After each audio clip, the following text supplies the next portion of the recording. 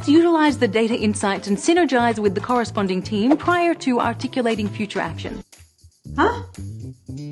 मुझे कुछ भी समझ नहीं आया. Oh my God. You know what?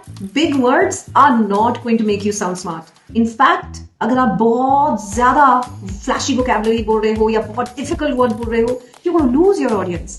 Just like I was lost.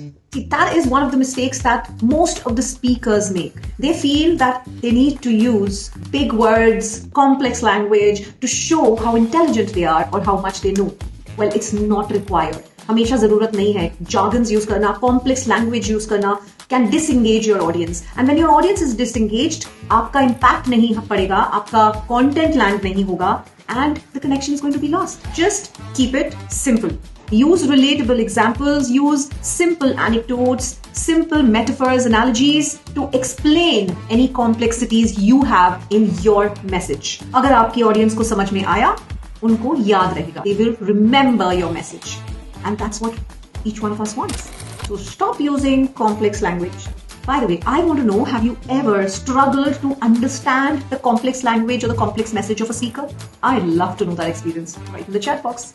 And stay tuned for what comes next.